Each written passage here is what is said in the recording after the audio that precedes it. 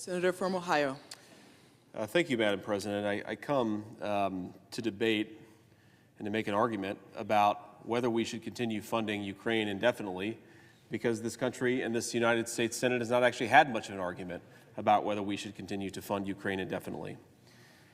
It has become extremely commonplace among advocates for further Ukraine funding to frame this as the courageous against the partisan, those who in America's, in Ukraine, apparently's moment of need, are expressing the great spirit of patriotism that animated us in World War II and other moments of great world conflict. And that those who don't want to send another $61 billion to Ukraine, well, we're just the knuckle draggers. We're the people who are listening to the base. We're the people who are listening to the media, ignoring that so many of us have been criticizing America's Ukraine policy from the get-go, when both the media and the base was much more supportive than they are today.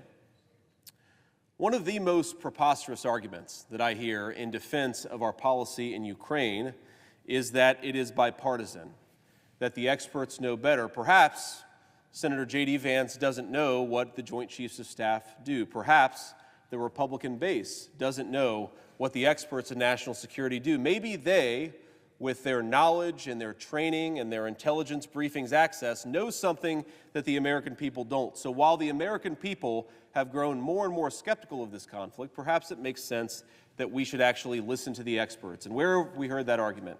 So many times in the last many decades have we been asked to listen to the experts. And yet, we never actually ask what the track record of those experts is in matters of foreign policy. The experts, the bipartisan consensus, of course, got us into Vietnam, a war that lasted nearly 15 years, that saw the destruction of nearly 60,000 American lives, and for what? It was the bipartisan foreign policy consensus, the experts, that got us into a 20-year war in Afghanistan, where American taxpayers for 2 decades funded things like how to turn Afghanistan into a flowering democracy, or how to ensure that the Afghans had proper American thoughts about gender in the 21st century. Well, maybe that was a waste of money, and maybe the experts were wrong. Those same experts, of course, counseled us that we must invade Iraq because Iraq has weapons of mass destruction, and yet Iraq had no weapons of mass destruction, and the war led not only to the destruction of 5,000 American lives and many, many hundreds of thousands of innocent people beyond that, but also led to the regional empowerment of Iran, which now we are told by those same experts is the biggest problem that we face in the Middle East.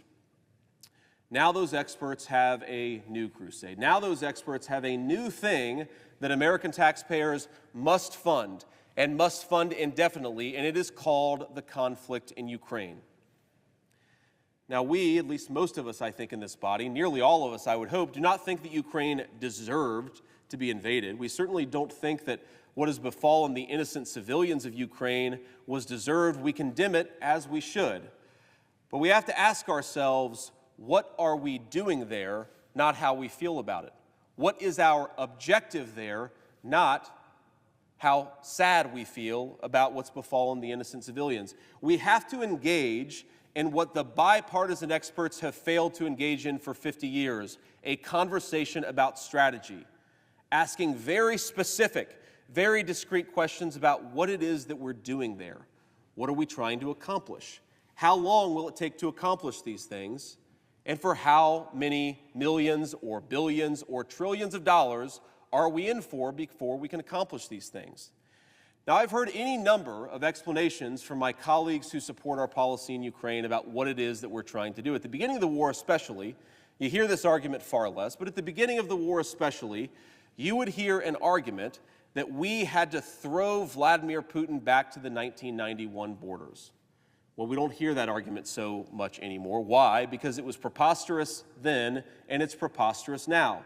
Ukraine is a country that now has about 28 million people. That's after many hundreds of thousands have died in the war, and many, many millions have left the country, probably permanently beyond that. Russia, by comparison, has 160 million people, and has the industrial capacity to make many, many more times artillery shells and other critical weapons per day. So against that Leviathan in Eastern Europe, we are told somehow that the Ukrainians can win. Well, again, what is victory? We know now that throwing Russia back to the 1991 borders is preposterous. No one, not even the inner circle of Zelensky's own cabinet, makes that argument. They did a few months ago, but they don't make that argument anymore. So what is victory?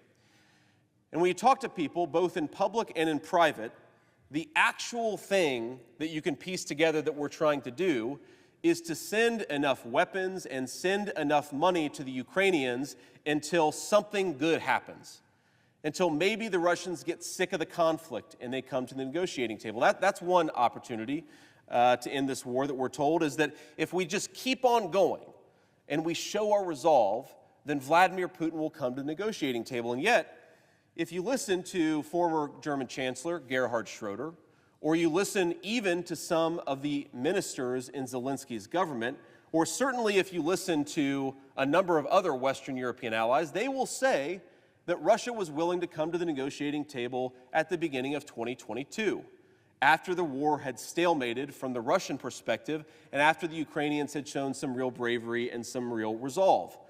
Now, it's not just Vladimir Putin who says this, it's virtually everyone who has ever talked about this moment in the conflict, and they will say that British Prime Minister Boris Johnson, backed by any number of leaders within the American security apparatus, basically said, tell Vladimir Putin to shove it. The Ukrainians are winning, the Russians are losing, so we'll just keep this war going for as long as it takes. So we had the opportunity to negotiate back in 2022, and if we had taken it, here's what would have happened. Many fewer hundreds of thousands of Ukrainians would have died. Many fewer innocent civilians would have lost their lives, their homes, their livelihoods. And a war in Eastern Europe that has put stresses on everything from food supply to energy prices would have concluded. So, we're trying to get Vladimir Putin to the negotiating table. We don't have a pathway for how to do it, by the way.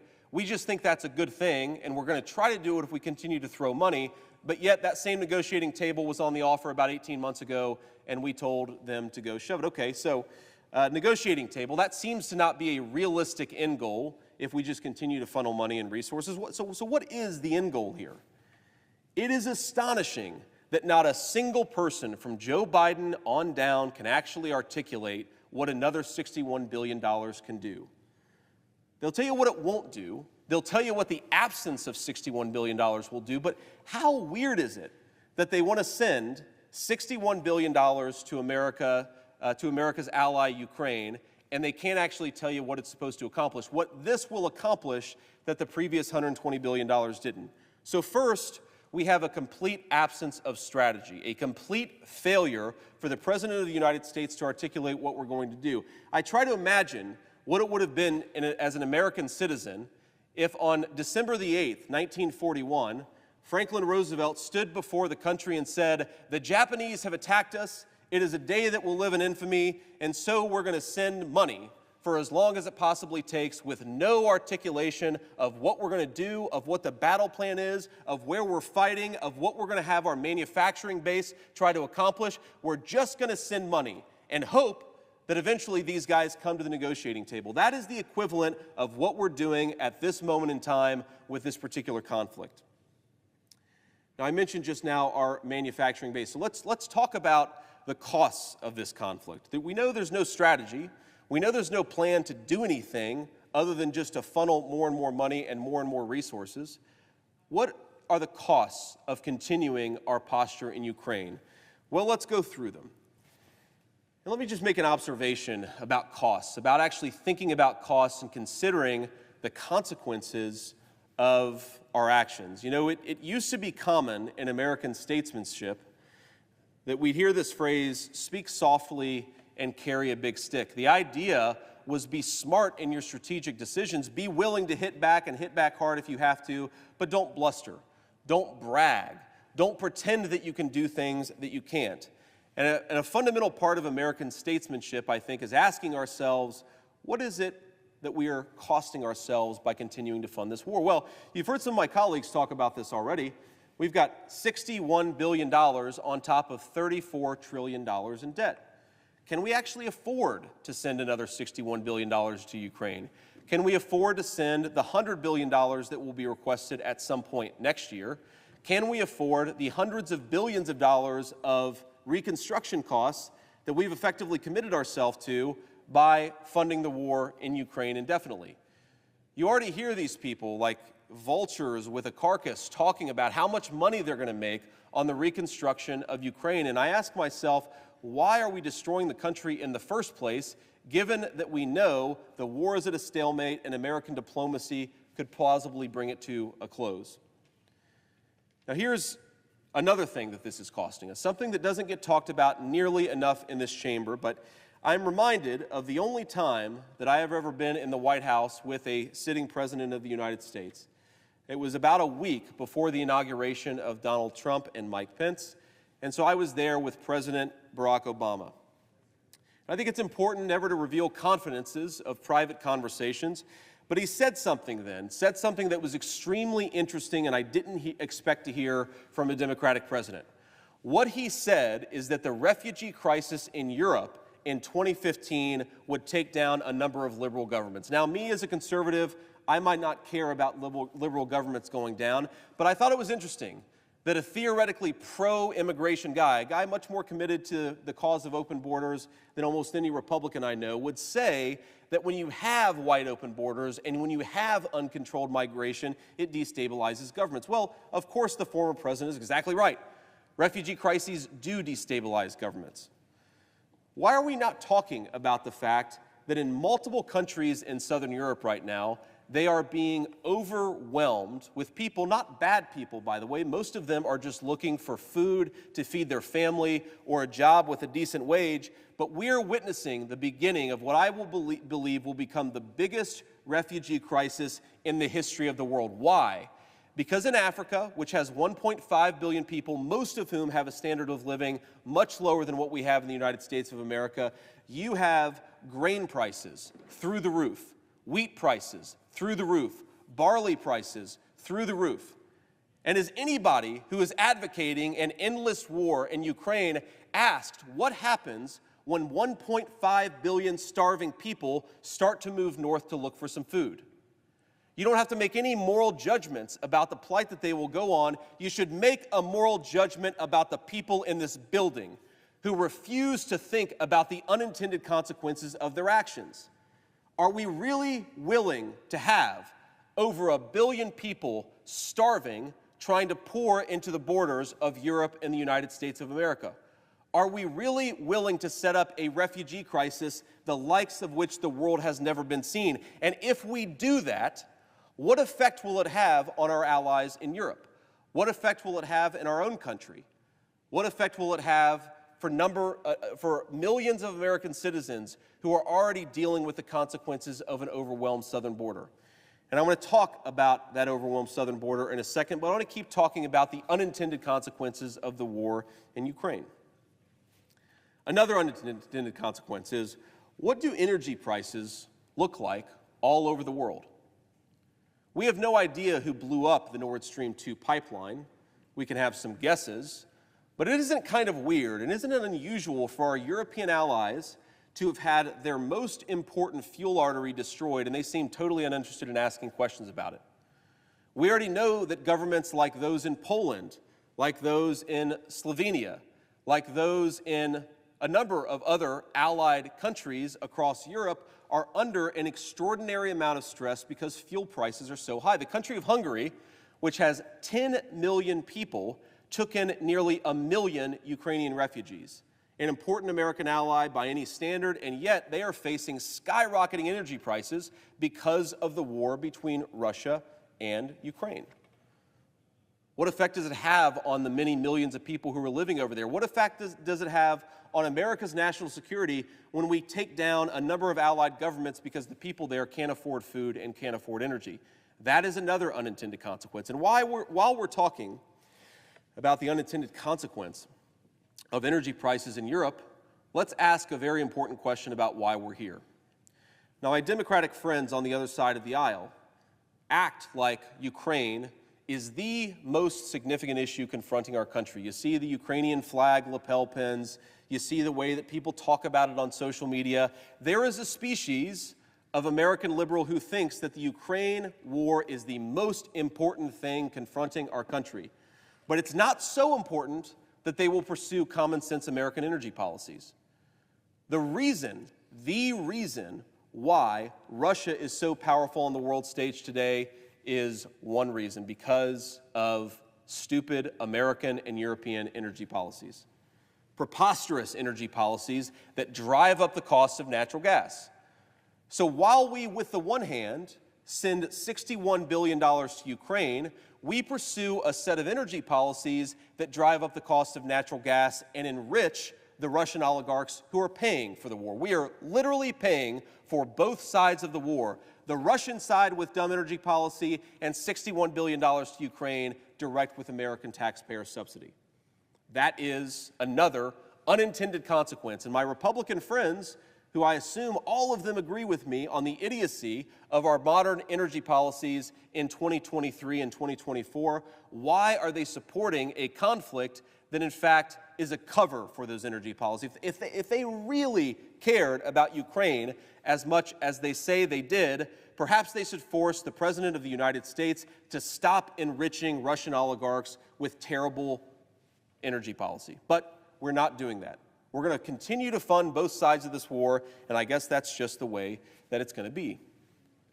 Let's talk about another unintended consequence of our Ukraine policy. We are, at this very moment, incredibly stressed in how many weapons we can manufacture.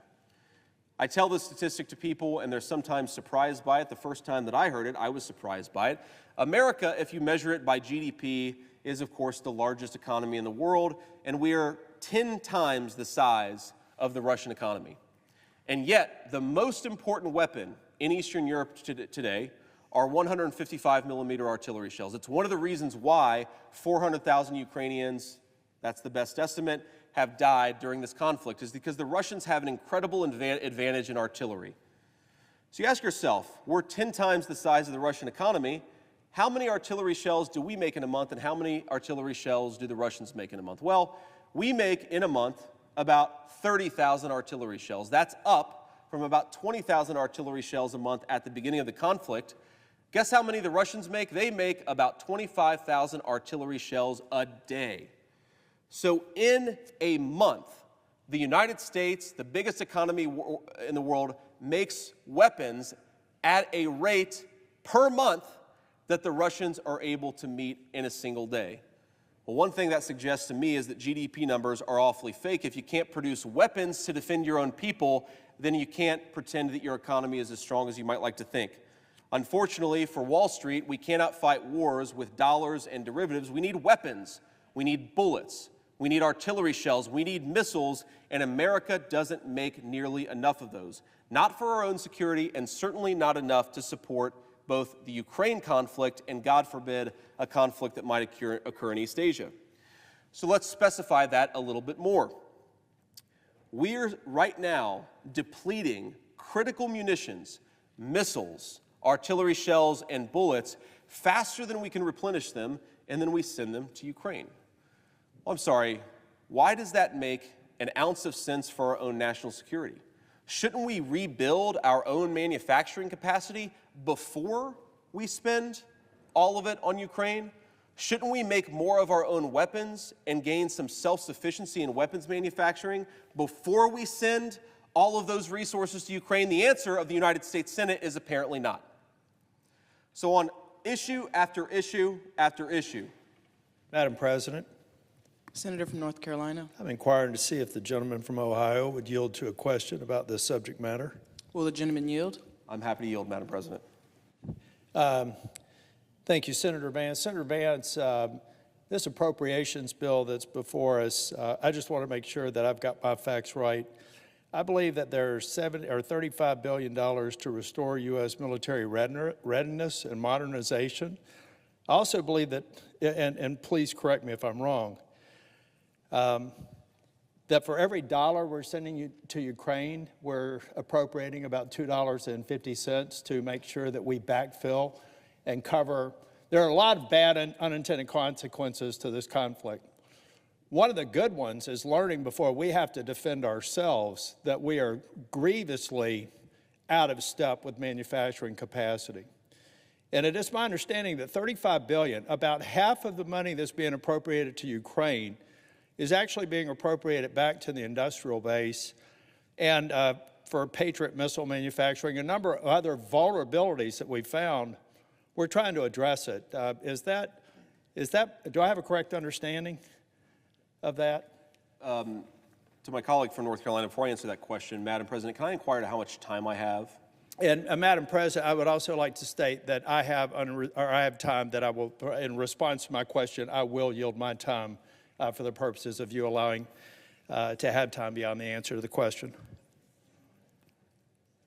The senator from Ohio has 40 minutes remaining.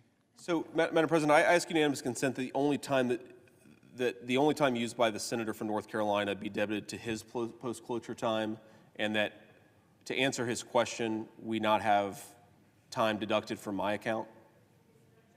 Is there objection? Without objection. Thank you, Madam President. So, to my colleague and friend from North Carolina, I want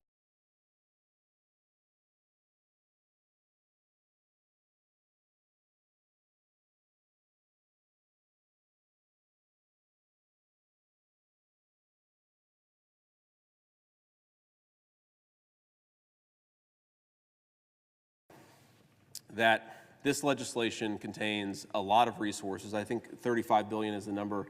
But we have to ask ourselves not just how much money is going to rebuild our industrial base, but combined with presidential drawdown authority, how much of that will then be just redirected to Ukraine.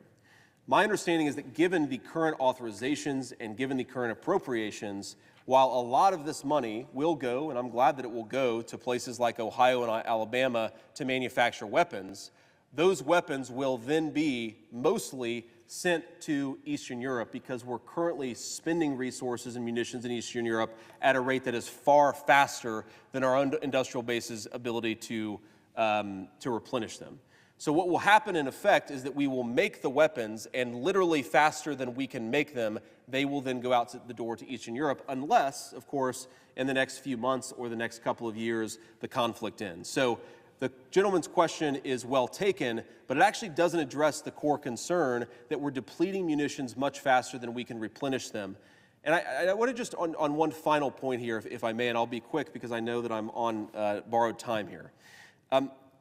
The question of whether we should rebuild our industrial base is something my friend and I agree on, and I think most of my colleagues here in the United States agree on.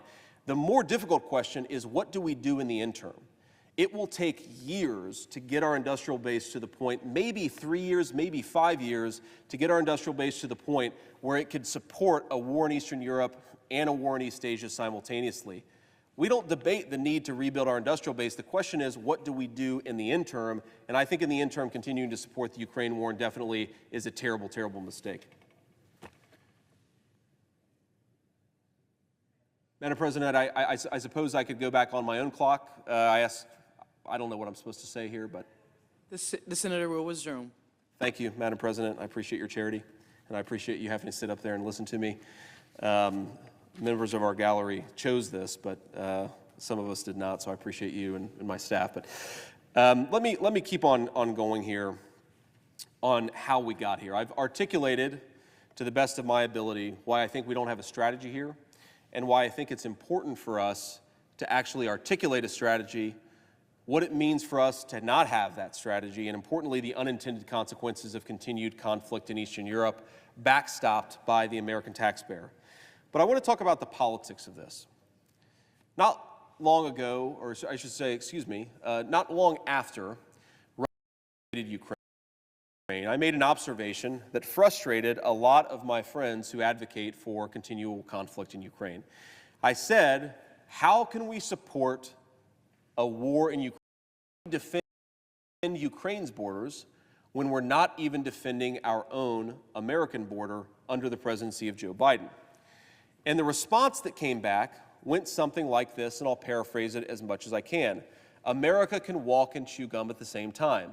A great power should, in theory, be able to support an ally in Eastern Europe while at the same time securing its own southern border. And I think the events of the last week have revealed just how preposterous that argument is. We clearly are not able to walk and chew gum at the same time. And in fact, if we were able to walk and chew gum at the same time, we would secure our border first, and we would have done it weeks or months ago, but certainly we would have done it this past week. Now, here's the basic political dynamic that unfolded, and I know my colleague from Kentucky has discussed this, so have others. The basic political dynamic that unfolded is the Republicans in the Senate said, we want border security. That is the issue around which Republicans are unified. We want border security, and of course the Democrats are in charge. The Democratic leader is the majority leader of the Senate. We have a Democratic president. So, what do the Democrats want? What unites the Democrats that doesn't unite us? And the answer came back, Ukraine. The Democrats want to send $61 billion to Ukraine. The Republicans want to secure the border. And there was the root of a potential compromise. In divided government, sometimes you have to make compromises. Nobody's happy, but there was a potential compromise that could be made. And here's how the argument went. If we're going to send $61 billion to Ukraine, we should do it first in tiers. We shouldn't send it all at once. We should stagger it out a little bit. And the reason we should do that is to ensure that Joe Biden actually keeps his promise and enforces the American southern border. In other words, we tell the president that you don't get another dime of American taxpayer money for Ukraine unless you bring illegal border crossings at the level they were during the presidency of Donald Trump. That, to me, was the negotiation as it was set up by the Republican conference. That was the understanding that me and so many of my colleagues in the Republican conference had. And of course, that negotiation could go many places. It could go a place that might make Democrats uncomfortable. It could go a place that might make some of my Republican friends uncomfortable. In theory, to get a deal, it would sort of get everybody a little uncomfortable, but you'd be able to get 60 senators to pass it and send it on to the House. Well, that's not what happened. What was produced instead was a secret negotiation where Republican senators, by and large, had very, very little input in the process, and where we had no idea what was actually in the final package. We heard it through rumor and through conversations with friends, but immigration law is complicated. What a colleague, even a well-meaning colleague, tells you exists in a piece of immigration law doesn't matter nearly as much as the text of the actual immigration law. So that text finally dropped on Sunday of last week. I believe February 4th, that legislation dropped. A 370-page piece of legislation that would commit many, many billions of dollars to Ukraine, a few $billion to East Asia, a few $1 billion to Israel, and a few $1 billion combined with, this is the worst. Let's just walk through a few of those. Number one, parole. The last Democratic president, Barack Obama, paroled approximately 5,000 illegal aliens per year. That's 5,000 per year. Joe Biden, in 3 years, has paroled between 600,000 and close to 1 million illegal aliens per year. That is not a typo or an overstatement. So Joe Biden radically increased parole authority, and that doesn't just have the direct effect of making nearly 1 million illegal aliens legal. It also has a secondary effect, because if you are in Central America or you're anywhere in the world and you would like to come to America and not go through the proper channels, now, all of a sudden, the clarion call has gone out. Joe Biden has thrown open the southern border, and if you come across illegally, he will parole you close to 1 million times per year, when the last Democrat did it 5,000 times per year. That is the first effect of Joe Biden's parole, and our great border compromise did nothing to limit Joe Biden's parole authority. Number two, another problem with our border law is that it has been manipulated so that we turn so-called illegal aliens into so-called asylum seekers. Here's how it works. We, of course, want to be a country that's welcoming to those who are fearing persecution. So if you come into this country as an economic migrant and you come illegally, you come having not followed the laws of this country, you can claim asylum. And if your asylum claim is granted, you immediately receive amnesty and you are on the track to becoming a citizen of this country, even though you never followed the law to get into the country in the first place. The other effect of our The other effect of our problematic asylum laws is that even if the asylum claim is not granted, you can be released into the country for a period of years, sometimes even decades, before an immigration judge hears your claim. So let's say you're an economic migrant. You show up at the American southern border. You say that I am an asylum claimant fearing persecution, and an administrative official from Customs and Border Patrol says, well, we have to adjudicate your asylum claim. You can't do that right now, so what we'll do is ask an immigration judge to hear that claim in 12 years. You're free to hang out in America for the next 12 years. Well, that is an effective amnesty. And again, it sends a message all across the world that America is open for business and we can have a wide open southern border. That's what it does. This particular legislation actually made that problem worse. Now, on the one hand, it tried to increase the standard for granting asylum from a credible fear standard to a reasonable fear standard, but importantly, it changed the people who were enforcing that standard from immigration judges to CIS officers at the United States Customs and Immigration Services. These are people who are widely believed to have some of the most pro-asylum views within the United States government, so millions of people could come across the southern border, claim asylum, and have their claim granted unilaterally. That would put them on the pathway to citizenship. That would put them in a competitive posture with American citizens for jobs and for other important benefits. And yet, this legislation, trying to fix the border, actually made the asylum process worse. So here we are with a border compromise that actually makes the border security problems in this country worse. And let me just say, what we would need to do if we really wanted to secure the border is very simple. We just have to make Joe Biden do it. He has the tools necessary. He has the legal authority necessary to secure the border. The real debate, whether you're using Ukraine money as leverage or something else, is how do we force Joe Biden to do his job?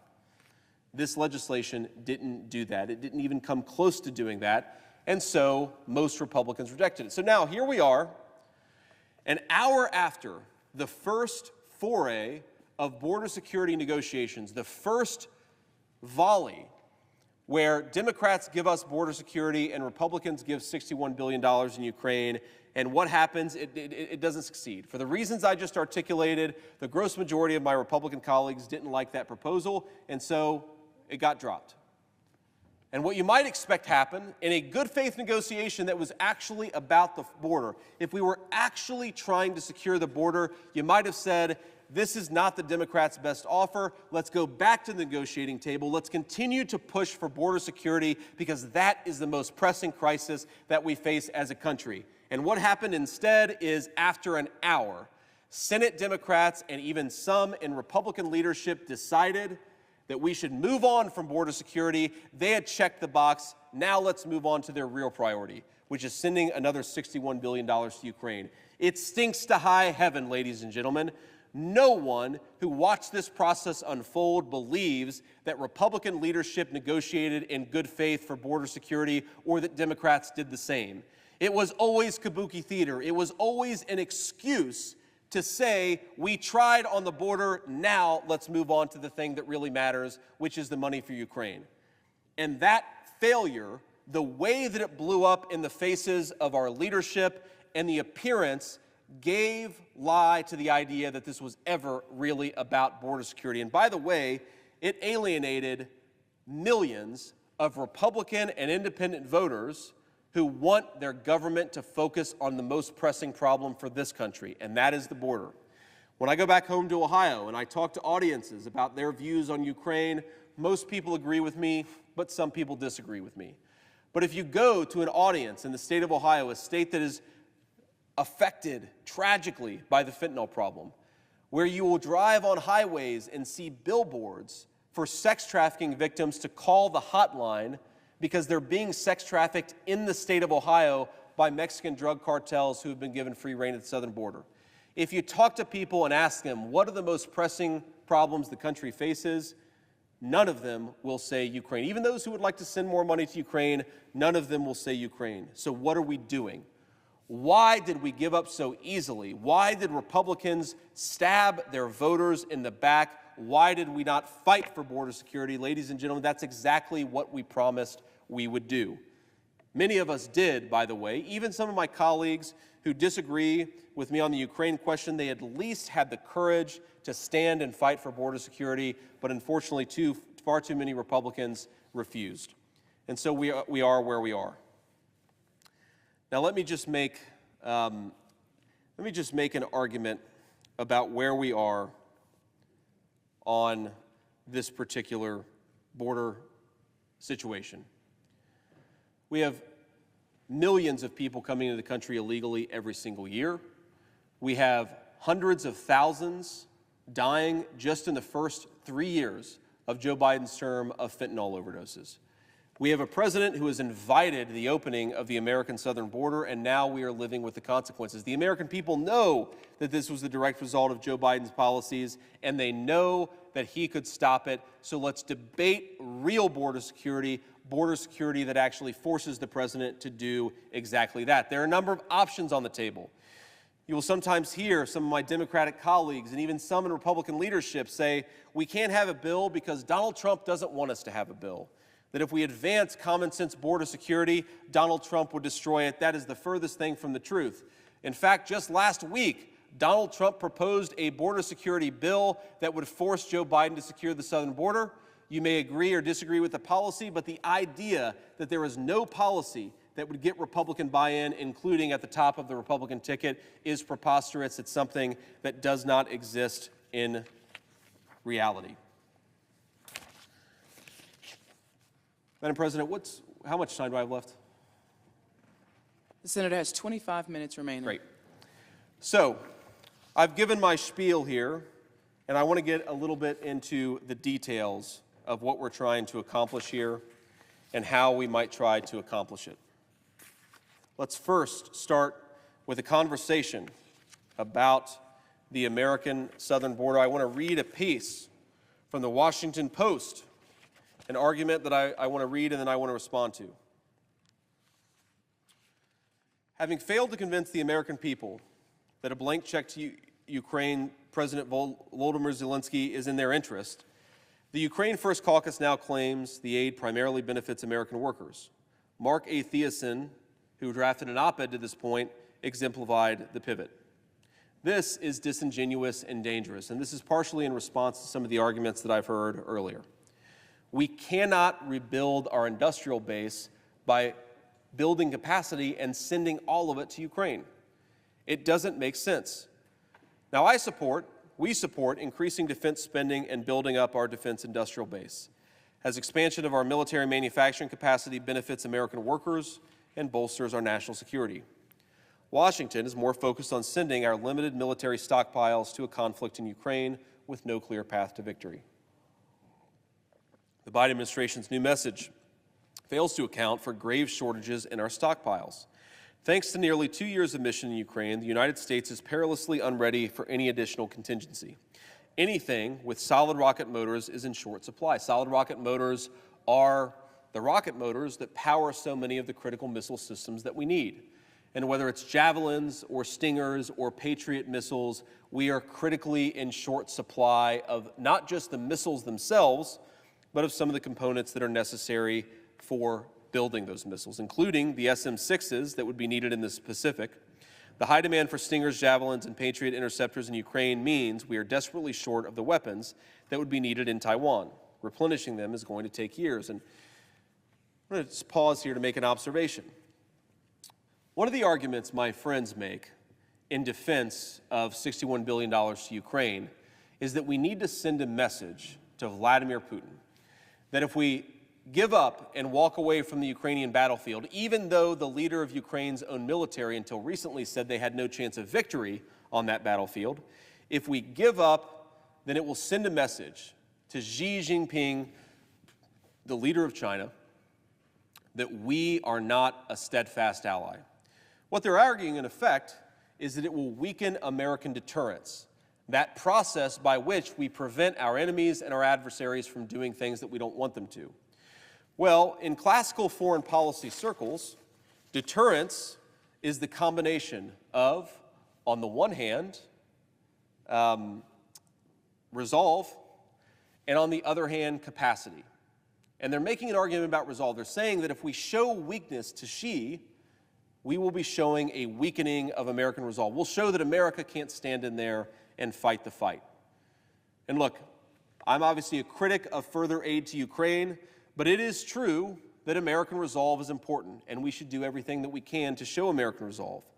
But you know what's more important than American resolve? You know what's more important than thumping our chest like eighth graders on a playground and saying, we're tough, we're strong, we can do it? What's much stronger than that is to actually have the capacity to defend ourselves and our allies, and that is what is so weak. Xi Jinping does not care how tough America acts. He cares how strong America is. And if we use our ammunition, our missiles, our artillery on a war in Eastern Europe, if we don't even have the bullets to defend ourselves and our allies, it doesn't matter how tough we act. Xi will do whatever he wants all over the world, and that's what this is ultimately about. We are trying to rebuild our country. What do we do in the interim? What do we actually do when our country is in a weak enough place because of decisions made over 30 or 40 years? I find it interesting that so many of the people, from the news commentators to my Senate colleagues, Republican and Democrat, who actively advocated shipping our industrial base to East Asia and Mexico, are now the people who are most fervently advocating for endless war in Ukraine. Here's the game they played. Send all of our weapons manufacturing, send all of our defense industrial base, send it everywhere but the United States of America. And now that America is in a tough spot, we should fight every conflict everywhere, even though we don't make the weapons that we need to support those conflicts. And why don't we make those weapons? It's because these guys encouraged us to ship our industrial base overseas. Those of you who are students of history will have heard the term arsenal of democracy. America was the arsenal of democracy. We won World War II, not because of chest thumping, not because we showed the strongest resolve, but because we had the strongest people and the strongest economy in the world. So at a time when America faces a number of problems, including the southern border here at home, at a time when we are weaker in manufacturing capacity than we've been at any time in the last half century, this is the point when these people want to send unlimited weapons to Ukraine. This is the point where they want to send weapons not just to Ukraine, but to many theaters all across the world. Let's have an honest conversation about the decisions that have been made and how they've made this country weaker. Let's not pretend that weakness doesn't exist and send an unlimited number of weapons to Ukraine in the interim. Now, I want to move on to another argument, but before I do, I am mindful of something that's very close to my heart personally. I have three beautiful children. I have a 6-year-old baby boy named Ewan, not so much of a baby anymore. I have a 2-year-old baby named Mirabelle, who is still very much a baby, and I love her very much. And I have a little guy named Vivek Gabriel Vance, who was 3 years old yesterday but turned 4 today. And I'm sorry, Vivek, that I can't be with you for your birthday dinner, but I want you to know that Daddy loves you very much. And I'm going to read this into the record because maybe you can watch it at home. Oh, the Places You'll Go by Dr. Seuss. Oh, the places you'll go. Congratulations. Today is your day. You're off to great places. You're off and away. You have brains in your head. You have feet in your shoes. You can steer yourself in any direction you choose. You're on your own, and you know what you know, and you are the guy who will decide where to go. You'll look up and down streets, look them over with care. About some you will say, I don't choose to go there. With your head full of brains and your shoes full of feet, you're too smart to go down any not-so-good street. And you may not find any you'll want to go down. In that case, of course, you'll head straight out of town. It's opener there in the wide open air. Out there things can happen, and frequently do, to people as brainy and footsy as you. And when things start to happen, don't worry, don't stew. Just go right along, you'll start happening too. Oh, the places you'll go. You'll be on your way up, you'll be seeing great sights, you'll join the high flyers who soar to great heights. You won't lag behind because you'll have the speed. You'll pass the whole gang, and you'll soon take the lead. Wherever you fly, you'll be the best of the best. Wherever you go, you'll top all the rest. Except when you don't, because sometimes you won't. I'm sorry to say, but sadly it's true, that bang-ups and hang-ups can happen to you. You can get all hung up in a prickly perch, and your gang will fly on. You'll be left in a lurch. You'll come down from the lurch with an unpleasant bump, and the chances are then that you'll be in a slump. And when you're in a slump, you're not in for much fun. Unslumping yourself is not easily done. You'll come to a place where the streets are not marked. Some windows are lightened, but mostly they are dark. A place you could sprain both your elbow and your chin. Do you dare to stay out? Do you dare to go in? How much can you lose? How much can you win? And if you go in, should you turn left or right? Or right and 3/4, or maybe not quite? Or go around back and sneak in from behind? Simple it's not, I'm afraid you will find.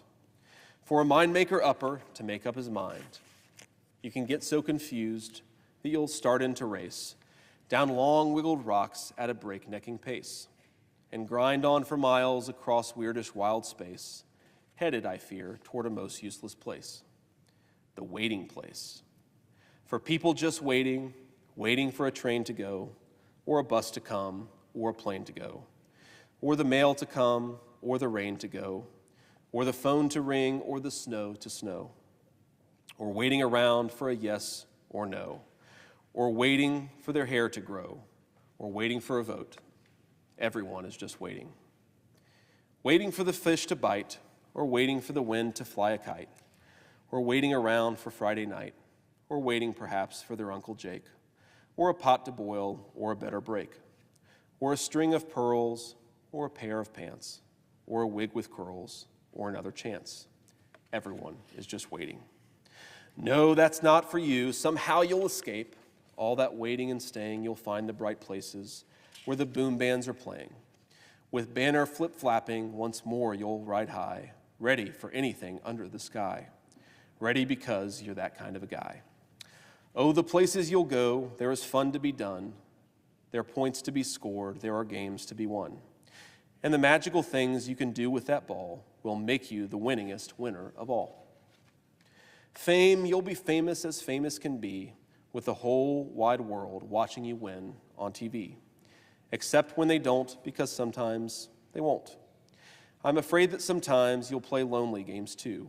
Games you can't win, because you'll play against you. All alone, whether you like it or not, alone will be something you'll be quite a lot.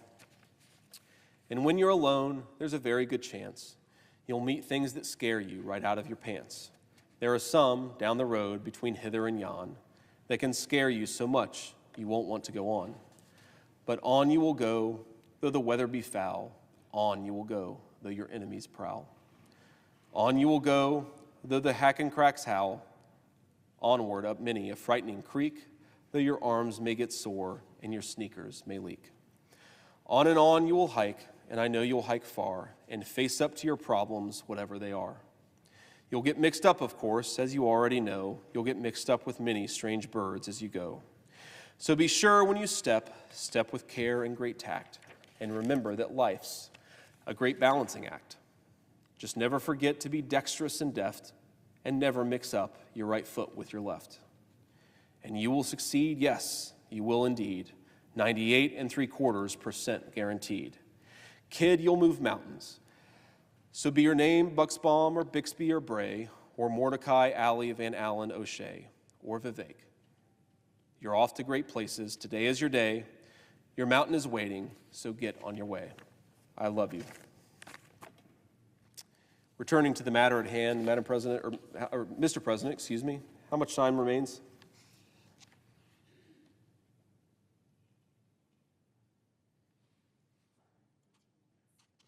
Minutes. Thank you, Mr. President.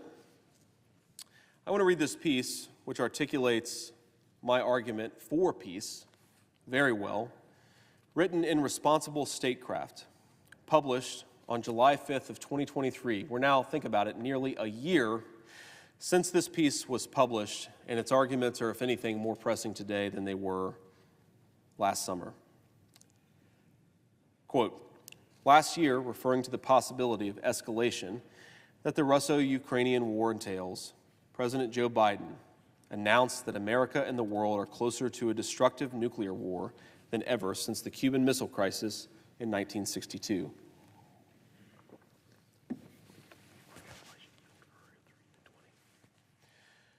Perhaps no other statement from the highest level of government could so directly affirm the failure of American grand strategy and foreign policy in the post-Cold War world. What seemed to be a Hollywood sci-fi scenario that the average American in the 21st century did not even think about is now a possibility that experts, policymakers, and world leaders like President Biden discuss regularly. As America and the world grapple with the tectonic shifts that the Russian invasion of Ukraine has unleashed, war budgets around the world keep increasing. In 2022, global spending on defense reached an all-time high of $2.24 trillion. The U.S. defense budget accounted for almost 40% of the total, surpassing the next 10 countries combined, including China, Russia, India, the United Kingdom, France, and Germany. Yes, America's ever-increasing military expenditures have hardly translated into success stories in the 21st century. The trillions of dollars pumped into questionable military adventurism abroad, such as the invasion of Iraq in 2003, have yielded equally questionable results not only for U.S. interests and national security, but also for global security. America's over-reliance on the military to achieve policy objectives and the unilateral actions pursued without an international mandate have backfired in the form of a growing coalition of dissatisfied states that refuse to accept a world order that they see as unjust and hierarchical. In April of 1953, President Dwight D. Eisenhower delivered the famous Chance for Peace speech, in which he compared the enthusiasm for a just and peaceful world after World War II to the unstable, hostile, and unpredictable environment of the Cold War. The 8 years that have passed have seen that hope waver, grow dim, and almost die. And the shadow of fear again has darkly lengthened across the world, he said, before laying out his vision of a just and peaceful order and warning against the unbalanced political influence of military interests. Today, 70 years later, the world faces the same shadow of fear as the unpredictable war unleashed by a revisionist Russia shakes the international system. Biden's promised end of America's forever wars that was supposed to bring stability and predictability back to the realm of international affairs, while also allowing the United States to reorient its resources towards a much-needed domestic revival, did not materialize. While the war in Ukraine poses a significant threat to U.S. national security interests and necessitates an appropriate policy response, including security assistance to Ukraine for self-defense, look, this guy even believed in security assistance to Ukraine up to a certain point. U.S. military spending was growing even before Russia's invasion of Ukraine. This pattern should raise questions about whether the United States should have increased spending on the military in response to the crisis in Ukraine. The war has also turned into a talking point for those whose direct interests tied to military spending overshadow the actual interests of the American people. Many are now pushing for the concept of a long standoff with foreign rivals, without accounting for the real costs and implications that will be borne by ordinary citizens both in America and abroad. In foreign affairs, discourse and reality are sometimes interwoven in complicated and nuanced ways. Conflict can arise as much from actual strategic disagreements, security considerations, and national interests as from discourse and perceptions. In this context, embracing conflict and promoting discourse that emphasizes a long-term confrontation is a dangerous path for America to follow. The very cause of World War I has been attributed to the perceptions of threats and the interpretation of actions by states as hostile, leading some scholars to argue that European leaders sleepwalked into a conflict they neither desired nor expected to win easily.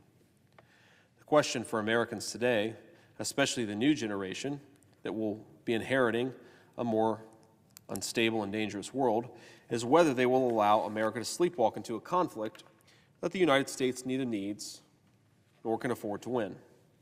Traditionally, American voters do not attach much importance to foreign and defense policy issues. Yet the citizens of a country that will be spending a record $842 billion on the military cannot afford to close their eyes on such critical policy issues that in fact profoundly affect their livelihoods.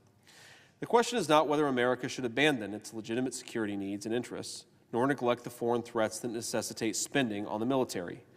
We must understand how much of the current spending is actually justified.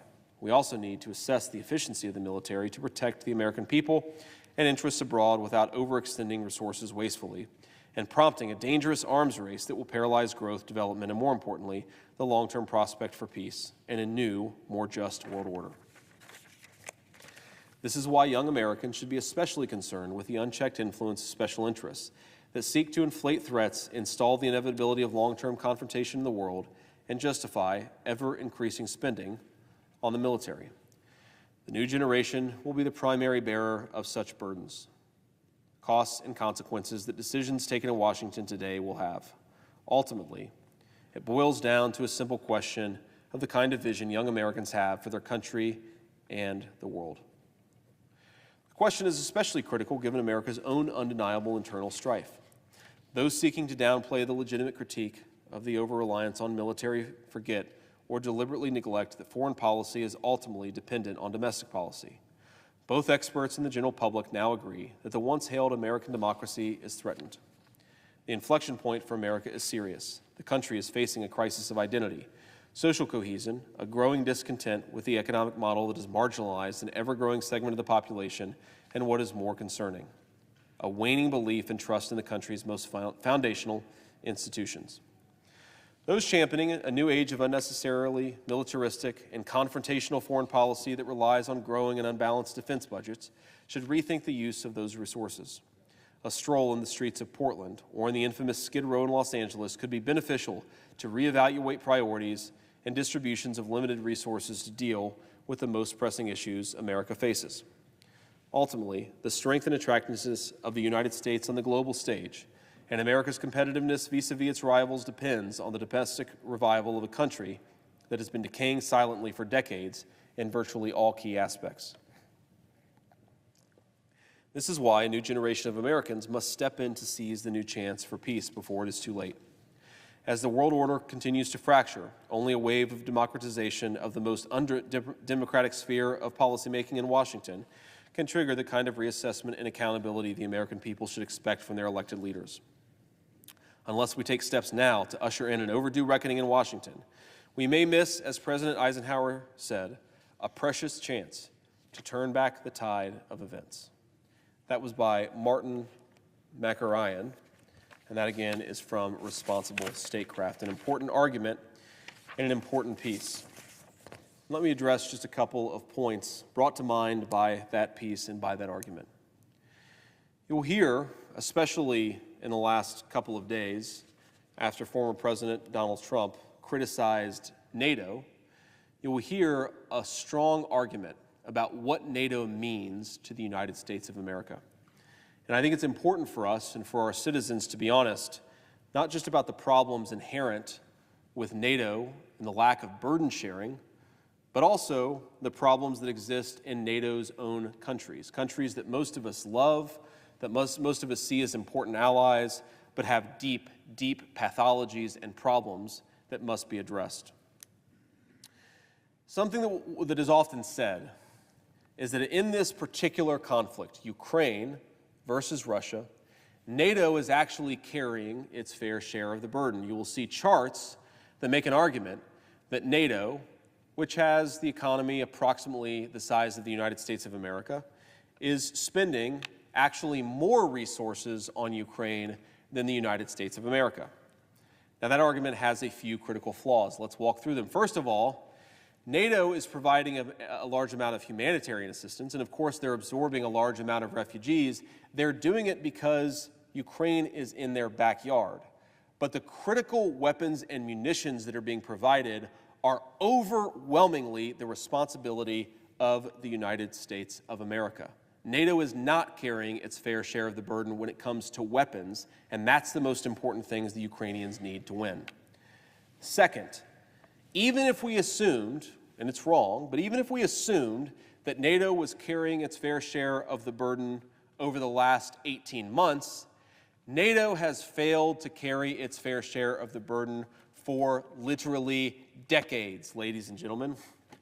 Look just at how much money the United States has spent on defense since 1992 and compare that to our NATO allies. Ladies and gentlemen, we have been subsidizing European security to the tune of trillions of dollars. And it might feel nice when we go to Munich and the Europeans thank us, and it might be great to get a pat on the back from a European head of state, but the American people demand that NATO carry its fair share of the burden. Germany is the largest economy in Europe. They have promised for decades, and especially over the last years, that they would meet the NATO threshold of 2% of GDP spent on defense. They are still not there. Italy, a massive economy, still underspends on defense. In fact, most of the economies of Europe, outside of the UK and France and some economies in Eastern Europe, most of the economies of Europe massively underspend on defense, and that has invited aggression, not just from Vladimir Putin, but from other places as well. And at the same time that world leaders play armchair general with the Ukraine conflict, their own societies are decaying. Not a single country, even the United States within the NATO alliance, has birth rates at replacement level. We don't have enough families and children to continue as a nation, and yet we're talking about problems 6,000 miles away. We are being invaded by up to 10 million illegal migrants over the course of Joe Biden's term in office, and we have apparently no president with willpower to stop that problem. We have a fentanyl crisis that has led to the deaths of over 100,000 people per year in the last few years of our youngest and brightest people. Mental health crises are skyrocketing. Youth suicides are skyrocketing. And every single place, not just the United States, but every single one of the countries in the NATO alliance see similar, or in some cases, even more troubling dynamics on most of those metrics, from migration to economic malaise. What are we doing, ladies and gentlemen? China and Russia, if we want them to fear us, we need to rebuild our own countries. We need to rebuild a strong Europe and a strong America. We need to rebuild a civilization that can support conflicts instead of just run away from them, because right now we don't have that. We do not have a country and we do not have a NATO alliance that is strong enough to do the things that need to be done. So our message to the Europeans need to be simple. Fix your own country, share your own burden, spend more on defense, fix your own problems, and that will deal with the problem in Russia far more than a $61 billion check to Ukraine will. In fact, we are subsidizing them. We are enabling their refusal to spend enough resources on defense. And I see that my time is up, Mr. President. Thank you.